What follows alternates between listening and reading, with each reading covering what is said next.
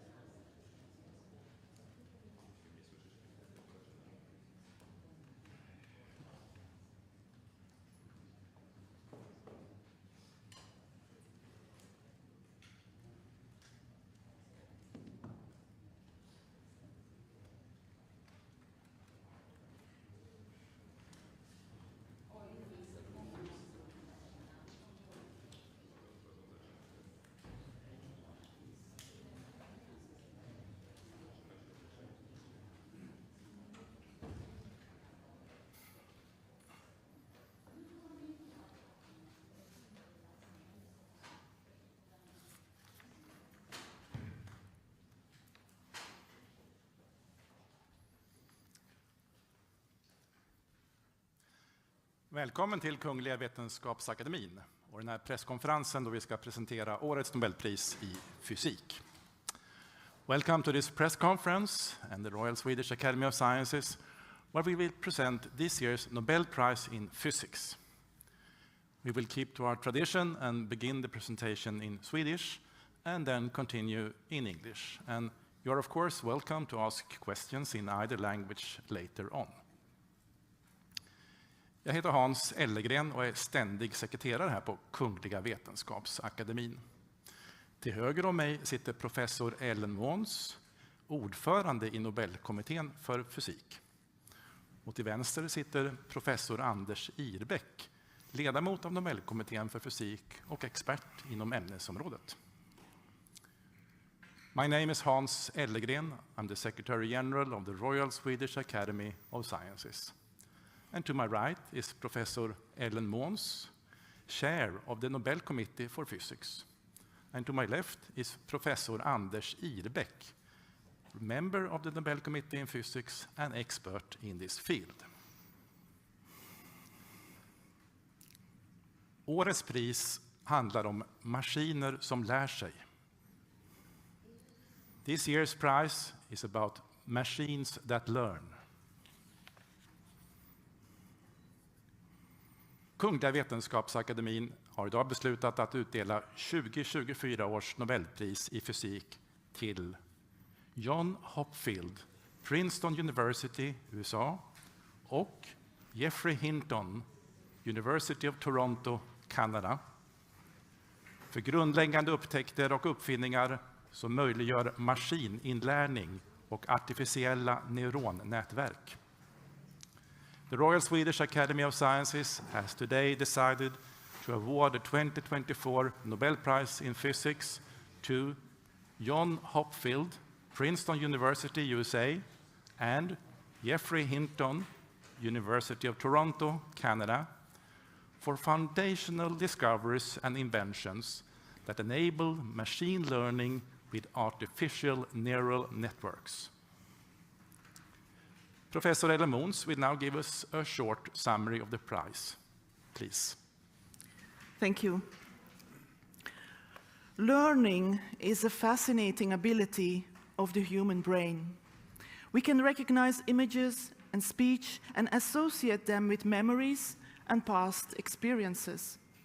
Billions of neurons wired together give us unique cognitive abilities.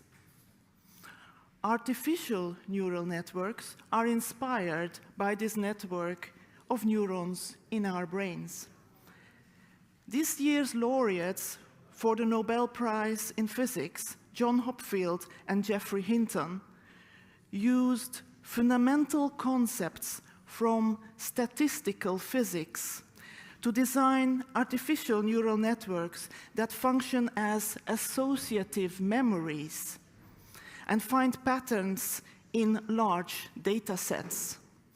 These artificial neural networks have been used to advance research across physics topics as diverse as particle physics, material science, and astrophysics.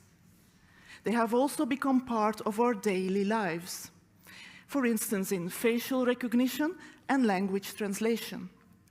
The laureates' discoveries and inventions form the building blocks of machine learning that can aid humans in making faster and more reliable decisions, for instance, when diagnosing medical conditions.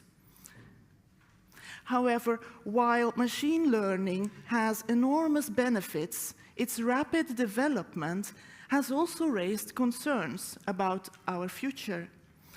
Collectively, humans carry the responsibility for using this new technology in a safe and ethical way for the greatest benefit of humankind. Thank you. Professor Irbäck, are you ready to give a more detailed presentation? Thank you. Please.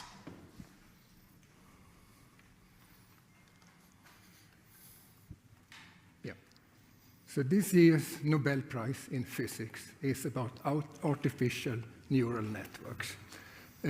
Today, we know that this is a powerful computational approach. This was not evident 50 years ago, but it was known that we mammals are very good at pattern recognition by some sort of computation in our brains.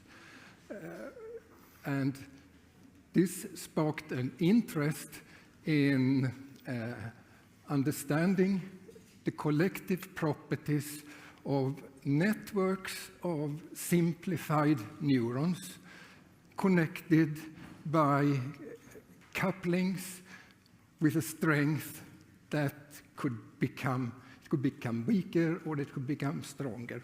And the idea would then be to determine the strengths of the couplings to achieve a certain function, and doing that by training the network on many examples.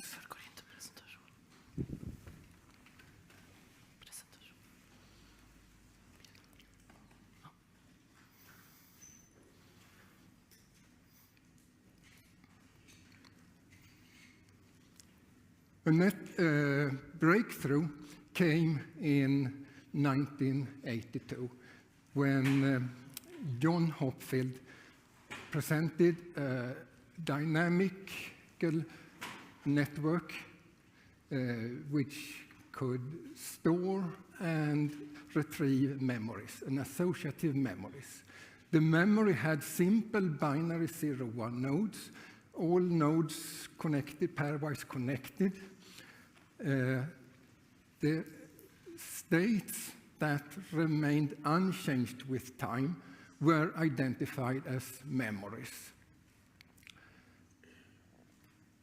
Moreover, it was possible to introduce an energy similar to energies one has in studying magnetic systems in physics.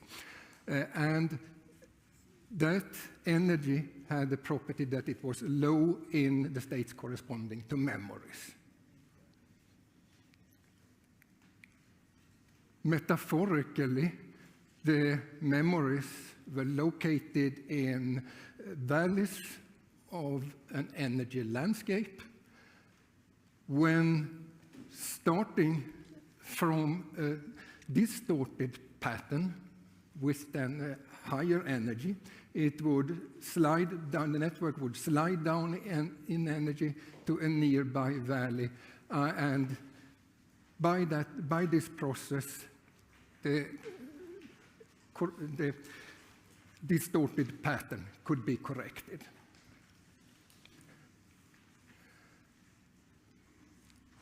In follow-up work, John Hopfield also showed that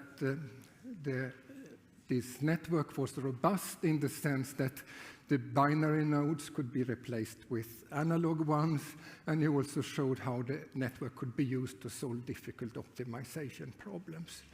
The creation and explorations of this network by John Hopfield was a milestone in our understanding of the computational abilities of artificial neural networks.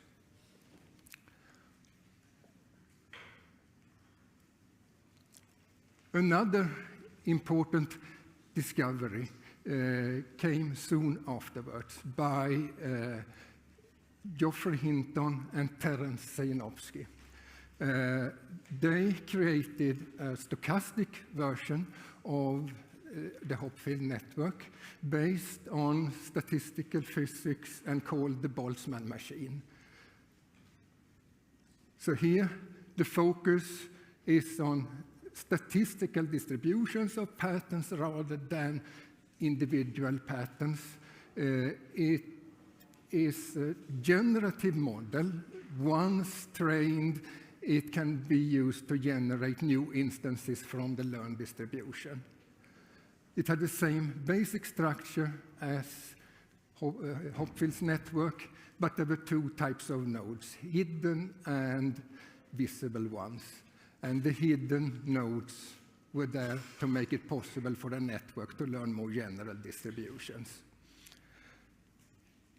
So while theoretically interesting, in practice, the Boltzmann machine was initially of limited use. It was prohibitively demanding computationally. However, a version with fewer couplings called the restricted Boltzmann machine developed into a versatile tool, and I will soon mention it again.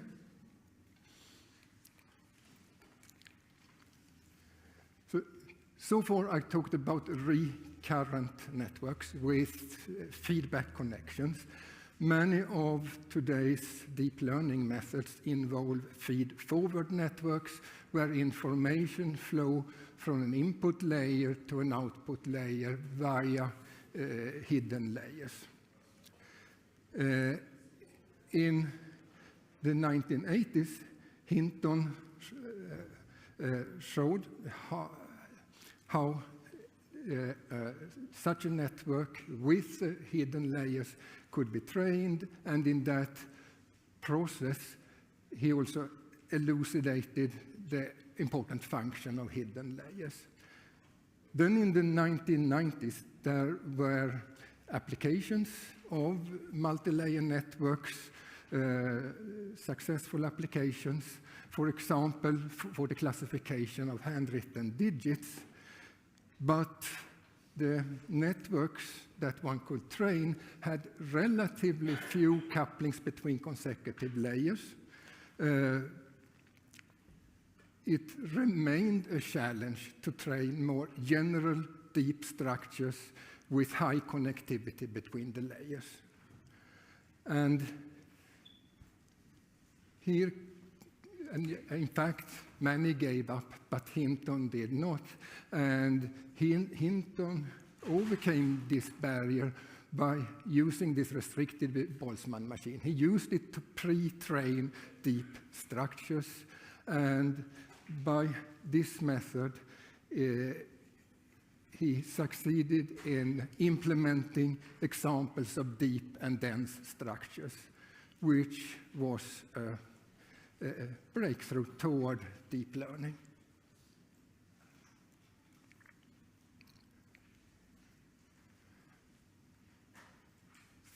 Finally, so now I have talked about physics, how physics has been a driving force in behind innovation and development in artificial neural network. It's also interesting to see how physics as a research field is benefiting from these methods. And one example, well-established example here, is data analysis in particle physics and astrophysics.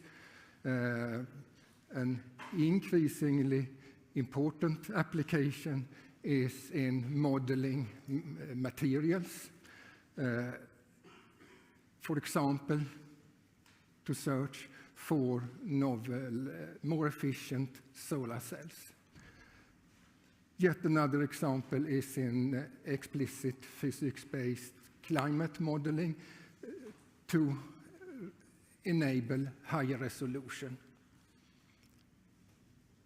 Finally, I want also to mention two applications, successful applications outside the physics area, protein structure prediction and analysis of medical images. So, thank you for your attention. Thank you, Professor Irbeck. I think we might have John Hopfield or Jeff Hinton with us on the phone. Good morning, Professor Hinton. Good morning. Please accept our warmest congratulations to receiving the Nobel Prize in Physics. Thank you very much. How do you feel right now? I'm flabbergasted. I had no idea this would happen. I'm very surprised. I could imagine. I'm sitting here in this beautiful session hall of the Royal Swedish Academy of Sciences. Here at the press conference, there are many interested journalists from both the Swedish and the international press. Would you be ready to take some questions from them? Yes. Yes, please. Sveriges Television. Thank you. My warmest congratulations to your achievements and to this year's Nobel Prize in Physics. My name is Susan Ritzen, and my question comes from Swedish television. I know many of our viewers, also lay people, are very curious about the discoveries awarded here today. I wonder, do you remember when you realized your breakthrough awarded today, if you can bring us back in time briefly? And what were the reasons for or the inspiration for these revelations?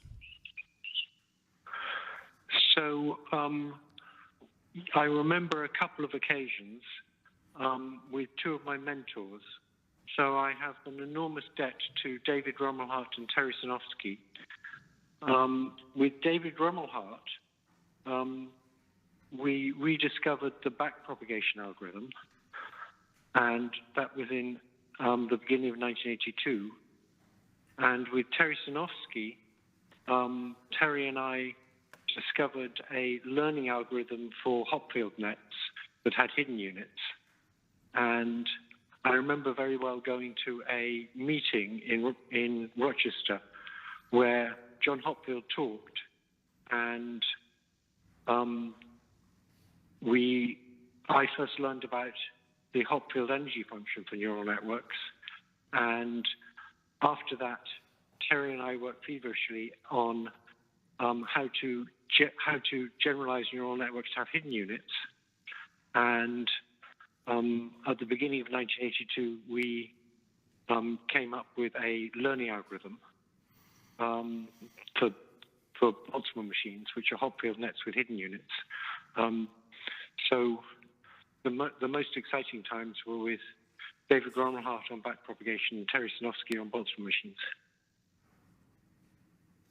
Thank you. Okay, more questions? First here. Hello, Bogdan Radejewski from the Polish television. Congratulations. The question I have is a little bit about the future, because obviously we are very excited about what neural networks and machine learning can do now.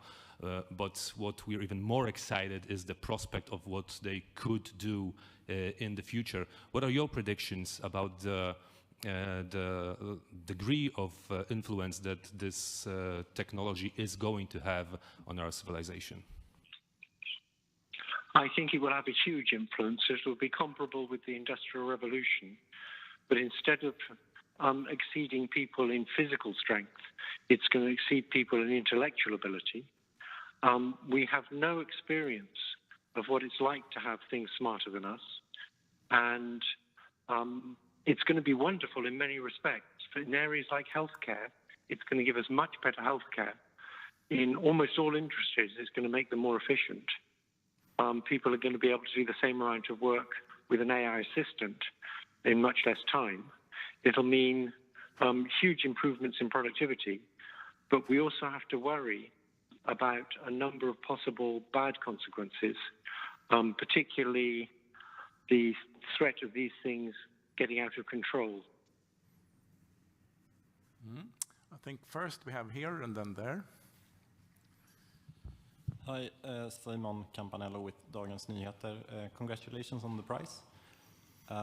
My question is, last year you said in an interview with New York Times that you regret part of your life's work because of the risks with artificial intelligence. How do you feel about it today? There's two kinds of regret. There's regrets where you feel guilty because you did something you knew you shouldn't have done. And then there's regret where you did something that you would do again in the same circumstances, but it may in the end not turn out well. That second kind of regret I have. In the same circumstances, I would do the same again. But I am worried that the overall consequence of this might be systems more intelligent than us that eventually take control. Yes, please. Hi, congratulations on the prize. My name is Anneli Arn, and I'm from TV4, a Swedish TV channel. I would like to, you developed this Boltzmann machine, and I wonder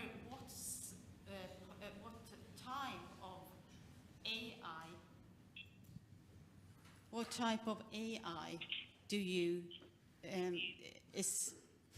has come out of it, like GPT, or how you see breast cancer in X-rays, or how you make funny pictures in DALL-E. What kind of AI do your research build on your research? So there were two different learning algorithms I was involved in. One was the Boltzmann machine, which was a learning algorithm for Hopfield nets with hidden units. And we did eventually find a practical version of that. But that's not what's led to the main progress currently in neural nets. That's the backpropagation algorithm. And this is a way to get a neural net to learn anything.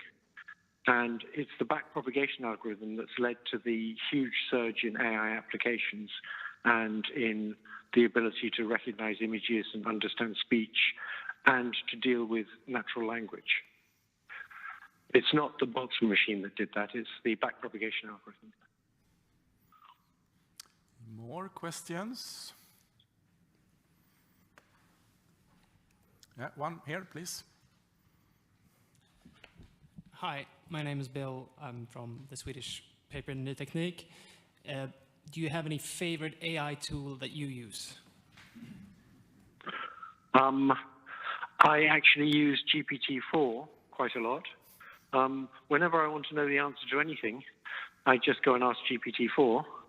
I don't totally trust it because it can hallucinate, but on almost everything, it's a not very good expert. And that's very useful. Okay. I don't see any more. Yeah. Is there one more hand there, please, in the back? Yes, hello. Congratulations. Paul Rees from Al Jazeera English. Could you just give us a sense of where you were when you got the call, how it affected you? Is this a day you have in your diary just in case you get that call, or is it a bolt from the blue? It was a bolt from the blue. I'm in a cheap hotel in California that doesn't have an internet connection and doesn't have a very good phone connection. I was going to get an MRI scan today, but I think I'll have to cancel that. Okay, this seems to be the last question from the press for you, Professor Hinton. Thank you, and once again, our warmest congratulations. We look forward to see you here in Stockholm in December for the Nobel Prize ceremony. Thank you. Okay. So let's move on to more questions about the physics prize and the research involved, or if you want to ask the committee members questions about their work. And again, questions are welcome in either English or Swedish.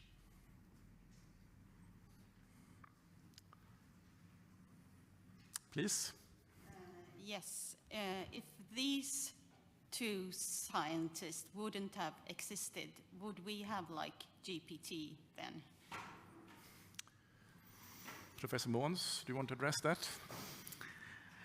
That's a very good, difficult question to answer because it's hard to imagine.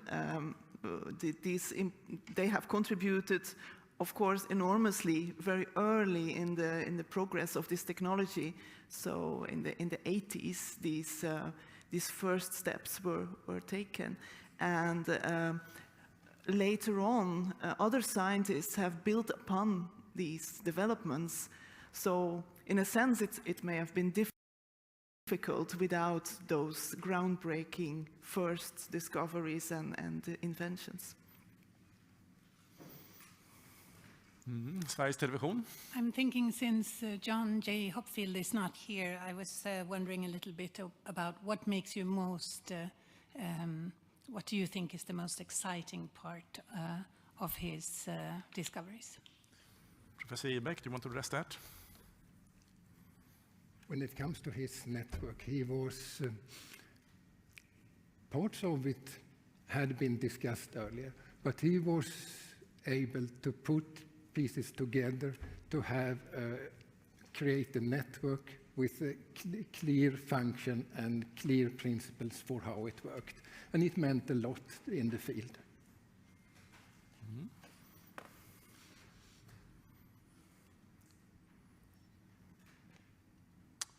Yeah. One more question here. Oh, sorry, yes. I also wonder about the worries that Jeffrey Hinton expressed. What are your worries about this technology? Professor Måns, you want to address? Well, these type of worries are expressed a lot and discussed in the scientific community, and I think it is very good that they are discussed, and it comes. It contributes to the knowledge about machine learning in the society. I think it's important that as many people as possible learn about the mechanisms of machine learning so that it's not just in the hands of a few individuals. So I think, of course, Professor Hinton is one of many who express their views on this, and yeah, I think that's very good. Yeah. Maybe I can add there that there are of course many discoveries and inventions over the time that has been potentially possible to misuse, but it's sort of a common responsibility for a society to have regulations to avoid that to happen, and I think that would apply too when it comes to artificial intelligence.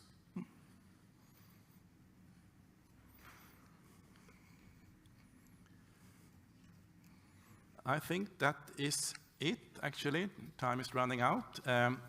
Thank you for your interest in participating in this press conference. We hope to see you again here tomorrow when we will present the Nobel Prize in Chemistry. So, thank you.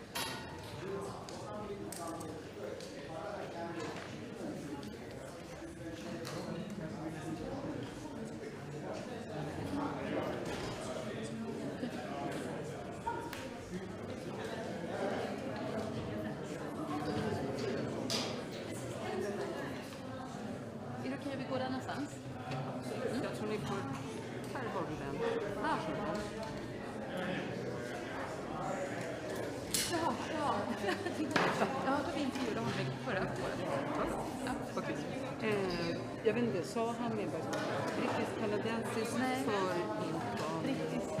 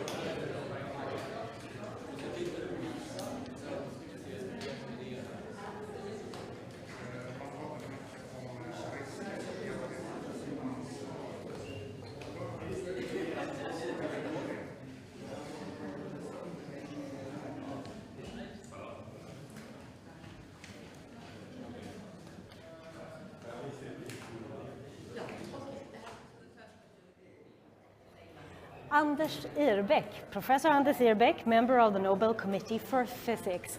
Please, could you summarize this year's physics prize for us? I would say that it is about foundations in the field of artificial neural networks, which has become, well, the main method in machine learning. Foundations that come from physics with built on ideas and methods from physics. Will you develop that a little bit more, what these particular two, the laureates, have done respectively? Yeah. When it comes to John Hopfield, who was first, I should perhaps say that John Hopfield was already before the prize towering figure in biological physics, had looked at other problems, but now he became interested in neural networks. And he created a model with elements of it was similar to what one has in magnetic models in physics, but this was a new thing for neural networks. And it was good because it put together different elements. He gave the network a clear function, and it worked according to clear principles. Mm-hmm. All right. And created what part? Was this sort of the memory part? Yes, this was the associative memory. Exactly. Yes. And the other laureate? Jeffrey Hinton. Very soon afterwards, he created a model directly based on the Hopfield network.